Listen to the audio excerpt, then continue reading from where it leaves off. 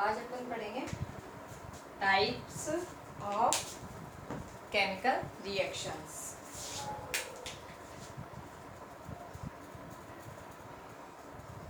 Types of chemical reaction. सबसे पहले इसमें रिएक्शन है एडिशन रिएक्शंस या कॉम्बिनेशन रिएक्शन। एडिशन रिएक्शन या combination reaction. Addition reaction two या मोर रिएक्टेंट आपस में कंबाइन होकर के एक सिंगल प्रोडक्ट बनाएंगे, इसे ही अपन कॉम्बिनेशन रिएक्शन कहेंगे और इसे ही अपन एडिशन रिएक्शन कहेंगे। जैसे मान लो मेरे पास दो रिएक्टेंट्स है ए एंड बी, दोनों आपस में कंबाइन हो जाएंगे, कंबाइन होकर के ए बी सिंगल प्रोडक्ट बनाएंगे। एडिशन रिएक्शन में हमेशा सिंगल प्रोडक्ट ही बनता है। टू रिएक्टेंट्स होंगे या मोर देन टू रिएक्टेंट भी हो सकते हैं। अदर एग्जांपल कोल को अपन ऑक्सीजन के प्रेजेंस में बर्न करेंगे तो अपने पास प्रोडक्ट बनता है, न्यू प्रोडक्ट का फॉर्मेशन होता है, वो होता है कार्बन डाइऑक्साइड। कार्बन डाइऑक्साइड एक सिंगल प्रोडक्ट है, तो यहाँ पर ये एडिशन रिएक्शन शो करता है। मैग्नीशियम वायर की रिएक्शन अपन ऑक्सीजन के साथ देखें, यानी मैग्नीशियम वायर को मैग्नीशियम जो रिबिन होता है इसको ऑक्सीजन के प्रेजेंस में बर्न करते हैं तो मैग्नीशियम ऑक्साइड बनता है। तो यहाँ पर भी टू रिएक्टेंट से एक सिंगल प्रोडक्ट बन रहा है, तो ये अपनी एडिशन रिएक्शन है। इसकी जो स्टेट होती है वो सॉलिड होती है, ऑक्सीजन की स्टेट गैस होती है, कार्बन डाइऑक्साइड भी गैस फॉर्म में होती है। मैग्नीशियम ऑक्साइड ये व्हाइट पाउडर की फॉर्म में होता है तो सॉलिड होगा, ये गैस, और मैग्नीशियम सॉलिड स्टेट। तो ये होती है अपनी एडिशन रिएक्शन। नेक्स्ट रिएक्शन अपनी आती है displacement reaction. Displacement reaction. Displacement reaction जैसे कि अपन को इसके नेम से पता चल रहा है कि इसमें टू रिएक्टेंट्स में से जो वन रिएक्टेंट्स का एटम है अदर रिएक्टेंट्स के एटम के द्वारा रिप्लेस हो जाएगा, तो इस रिएक्शन को अपन डिस्प्लेसमेंट रिएक्शन कहेंगे।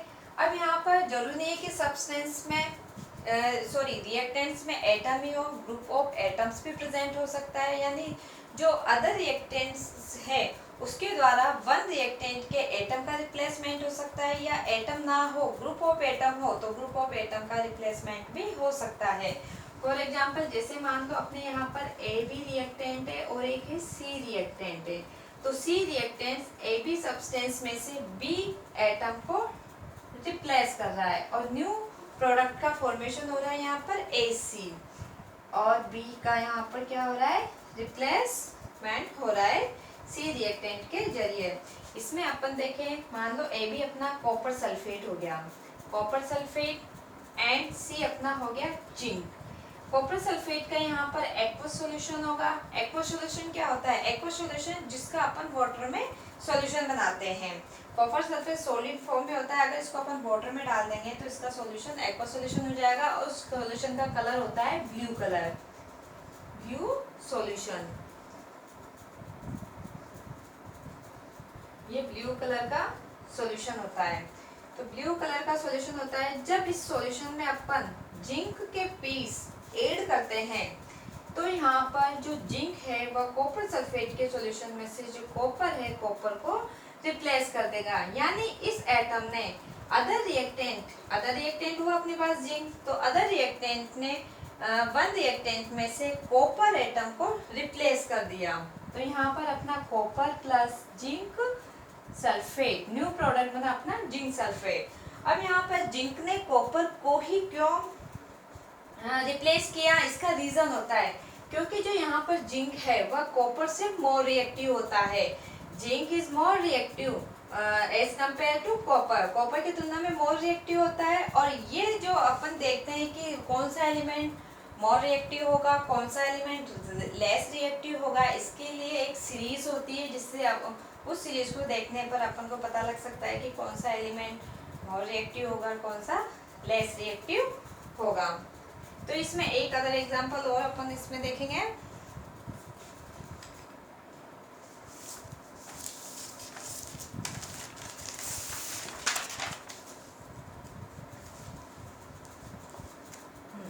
जैसे मान लो मैंने ले लिया इसमें एक लेड PB, इसको बोलेंगे अपन लेड। लेड की जब अपन CuCl2, लेड की जब अपन CuCl2, ये होता है cupric chloride, lead plus cupric chloride. तो यहाँ पर जो लेड है, लेड भी कॉपर से मोर रिएक्टिव होता है, तो लेड क्यूप्रिक क्लोराइड में से कॉपर को क्या करेगा, रिप्लेस कर देगा, और लेड क्लोराइड न्यू सब्सटेंस का फॉर्मेशन यहाँ पर होता है और कॉपर रिप्लेस हो जाता है। तो ये होती है अपनी रिप्लेसमेंट रिएक्शन। अब ये देखो यहाँ पर सिंगल एटम का ही यहाँ पर रिप्लेसमेंट हो रहा है, इसलिए अपन इन रिएक्शंस को आएंगी तो डिस्प्लेसमेंट रिएक्शन के अंदर ही, लेकिन ये होगा सिंगल डिस्प्लेसमेंट रिएक्शन है। तो डिस्प्लेसमेंट रिएक्शन, लेकिन वन एटम का ही यहाँ पर एक रिएक्टेंट में से ही एटम का रिप्लेसमेंट हो रहा है, इसलिए अपन इसको सिंगल डिस्प्लेसमेंट रिएक्शन भी कह सकते हैं। अब इसमें इसके लिए अपन एक सीरीज देखेंगे, उस सीरीज को बोलेंगे activity series of some elements.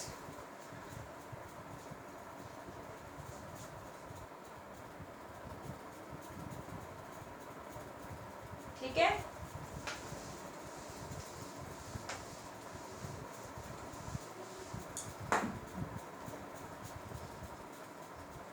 Activity series of some element. तो activity series of some element, इस सीरीज में सबसे पहला एलिमेंट होगा लिथियम,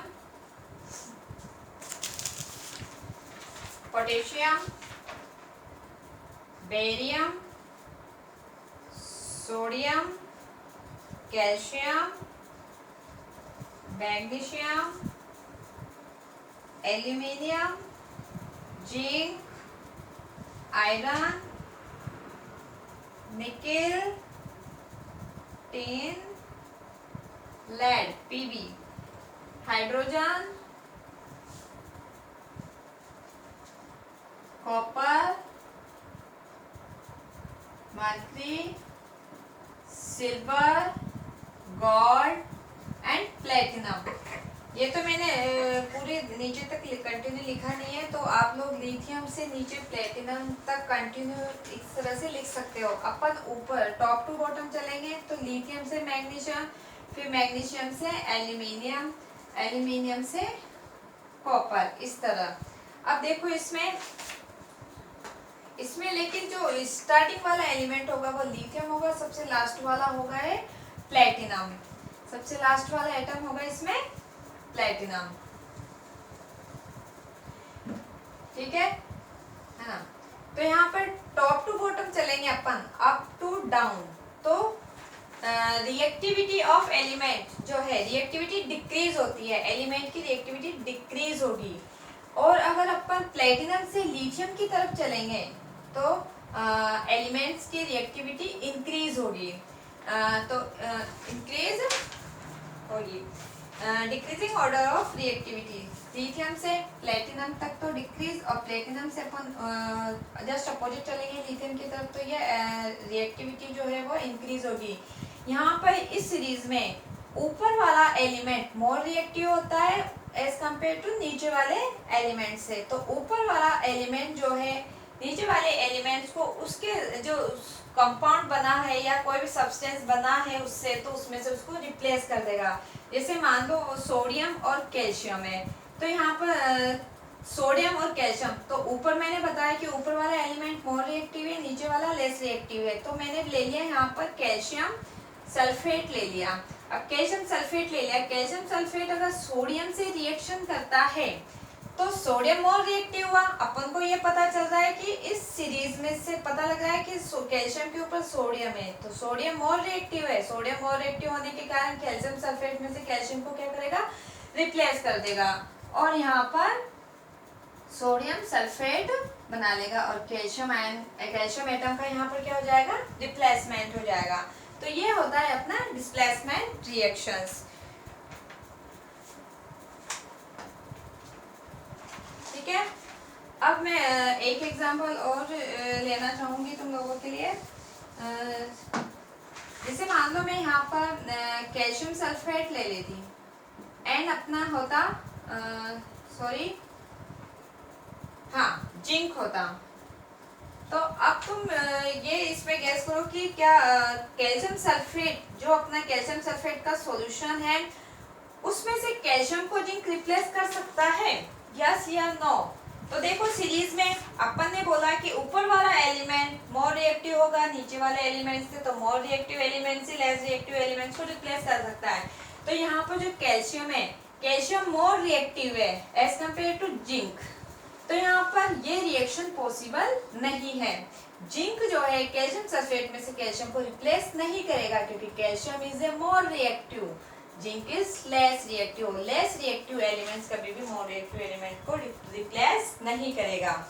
अगर ये इस तरह से होती कि जिंक सल्फेट प्लस कैल्शियम, तो ये रिएक्शन पॉसिबल थी। यहाँ पर अपना जिंक बन जाता और कैल्शियम सल्फेट का फॉर्मेशन होता। तो ये होती है single displacement reaction.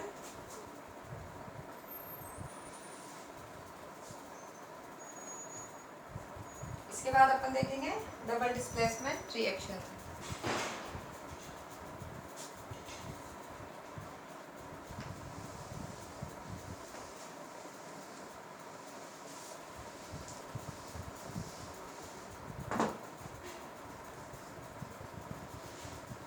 Double displacement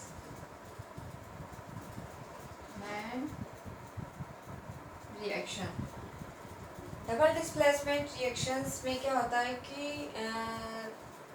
one reactant का एटम जो है, दोनों इसमें डबल डिस्प्लेसमेंट में टू रिएक्टेंट्स होंगे और दोनों रिएक्टेंट्स में एटम्स का रिप्लेसमेंट होता है दोनों ही रिएक्टेंट्स से और न्यू प्रोडक्ट का फॉर्मेशन होता है। तो इसको अपन बोलेंगे डबल डिस्प्लेसमेंट रिएक्शन।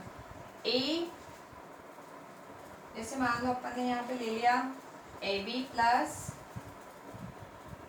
CD, तो यहाँ पर AC और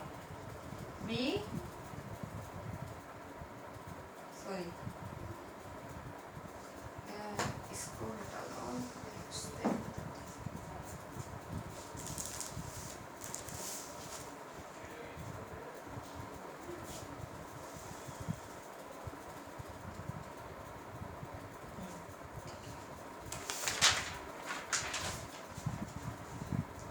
कॉपर सल्फेट प्लस NaOH।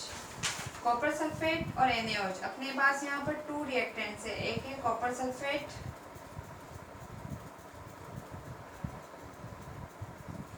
और यह है सोडियम हाइड्रोक्साइड।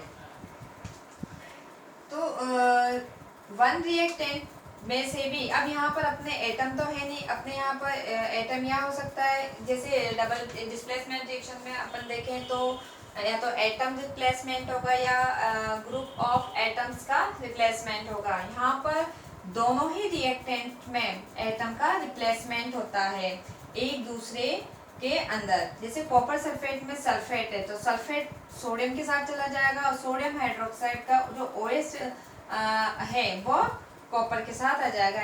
यानी यहाँ पर एटम्स का या ग्रुप ऑफ एटम्स का क्या होता है, एक्सचेंज होना मान लो, मतलब दोनों में से ही रिप्लेसमेंट होता है। तो न्यू प्रोडक्ट का फॉर्मेशन होगा अपने यहाँ पर CuOH का whole twice and Na2SO4 cupric hydroxide and sodium sulphate. अब यहाँ पर अपन को रिएक्शन इसको बैलेंस करना है, तो यहाँ पर सोडियम की कितना है आइटम 2 है, तो अपन यहाँ पर 2 लगा देंगे। बाकी सल्फेट का 1 ही था, सल्फेट का यहाँ पर अपना 1 ही है। OH के 2 है यहाँ पर, तो अपने यहाँ पर OH के भी 2 और ग्रुप ऑफ एटम्स हो गए। ये है double displacement reaction. Double displacement reactions आपको समझ में आ गई होगी इसमें। यानी यहाँ पर जो एटम जो डिस्प्लेस्ड होता है वो दोनों रिएक्टेंट्स के अंदर ही होगा, एक दूसरे के अंदर होता है। इसमें अपन अदर एग्जांपल और देखें तो जैसे मान लो नाइट्रिक एसिड है HNO3 प्लस KOH। देखो ये है एसिड, नाइट्रिक एसिड, और पोटेशियम हाइड्रोक्साइड ये है बेस। तो एसिड और बेस जब आपस में रिएक्शन करेंगे तो सॉल्ट का फॉर्मेशन होता है, और सॉल्ट का फॉर्मेशन होता है, सॉल्ट एंड वाटर का फॉर्मेशन होता है। तो इस रिएक्शन को अपन न्यूट्रलाइजेशन रिएक्शंस भी कहते हैं। अब न्यूट्रलाइजेशन रिएक्शंस को अपन डबल डिस्प्लेसमेंट रिएक्शन भी कहेंगे। That is called neutralisation reaction and double displacement reaction. तो यहाँ पर अपने पास न्यू प्रोडक्ट का फॉर्मेशन होगा, एक तो बनेगा सॉल्ट पोटेशियम नाइट्रेट, और एक बनेगा अपना वाटर। तो इसमें डबल डिस्प्लेसमेंट भी हो रहा है, यानी देखो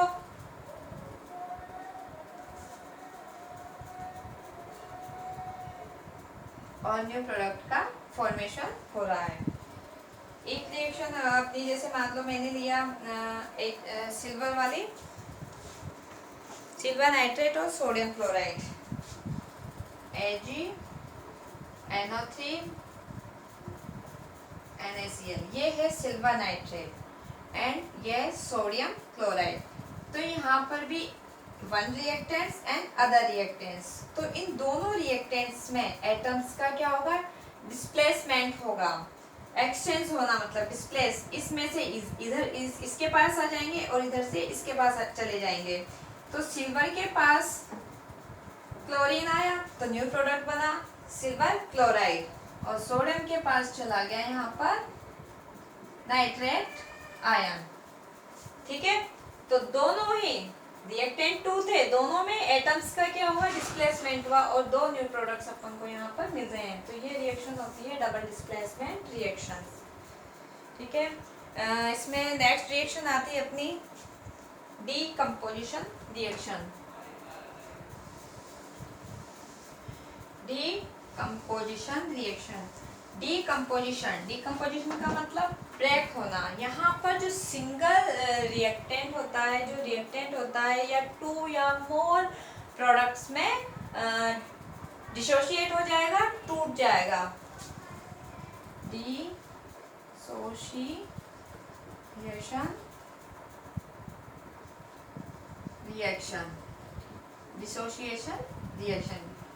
डिसोशिएशन रिएक्शन को अपन डीकम्पोजिशन रिएक्शंस भी कहते हैं।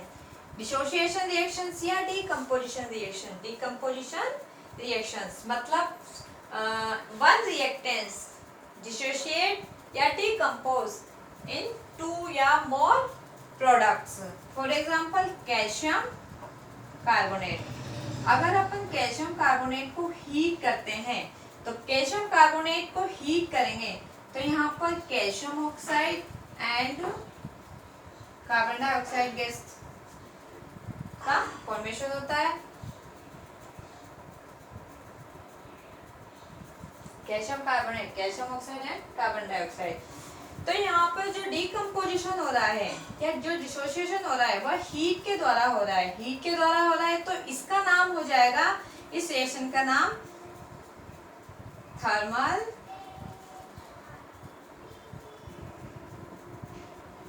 Dissociation, thermal dissociation. ठीक है, अगर रिएक्टेंट का डिसोसिएशन हीट के द्वारा होता है तो इसको अपन थर्मल डिसोसिएशन कहेंगे। और यहाँ पर देखो टू प्रोडक्ट्स का फॉर्मेशन होता है, मोर देन टू प्रोडक्ट्स का भी फॉर्मेशन हो सकता है, दो या दो से ज़्यादा। नेक्स्ट यहाँ पर जो डिसोसिएशन रिएक्शन है उसमें पहला टाइप हो गया आपका थर्मल डिसोसिएशन, सेकंड है इलेक्ट्रोलाइसिस।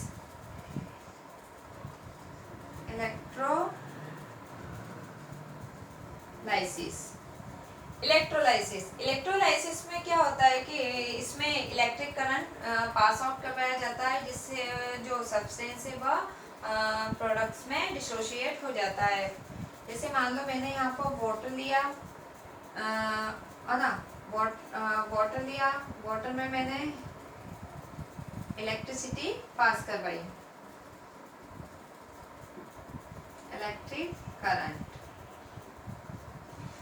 जब वाटर में इलेक्ट्रिक करंट पास आउट करवाते हैं तो यहाँ पर hydrogen gas and oxygen gas का फॉर्मेशन होता है।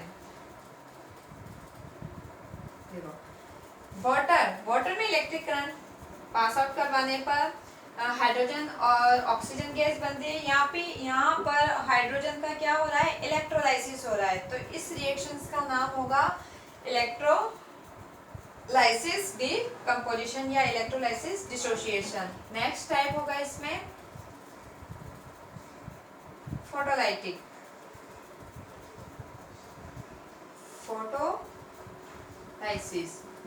Photolysis decomposition. फोटोलाइसिस डिकम्पोजिशन में जो रिएक्टेंट है वो जो डिकम्पोज होगा वह लाइट के प्रेजेंस में होगा।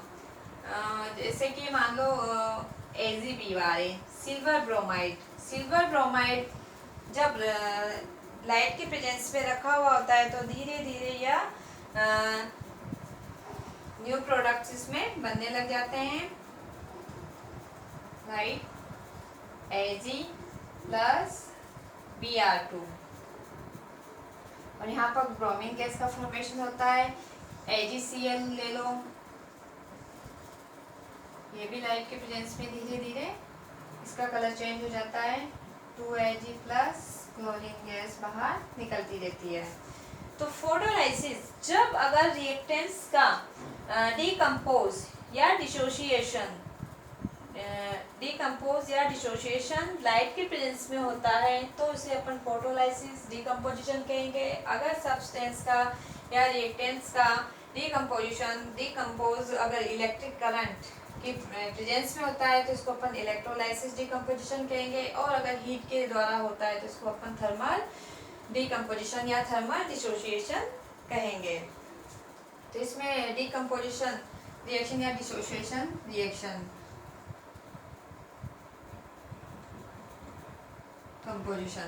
डिकम्पोजिशन रिएक्शन या डिसोसिएशन रिएक्शन, ये 3 टाइप्स की हो गई अपना, थर्मल, इलेक्ट्रोलाइसिस एंड फोटोलाइसिस।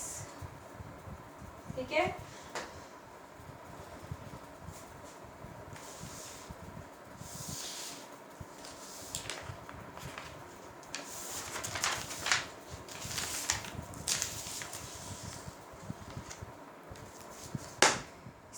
एक और यहाँ पर देखो जो डिकम्पोजिशन रिएक्शंस होती है तो all decomposition reactions endothermic nature की होती है,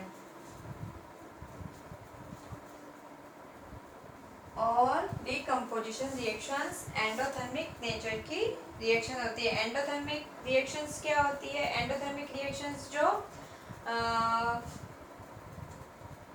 एनर्जी को एब्जॉर्ब करती है, हीट एब्जॉर्ब करती है, और एक्सोथर्मिक जो हीट को रिलीज करती है, एक्सोथर्मिक रिएक्शंस।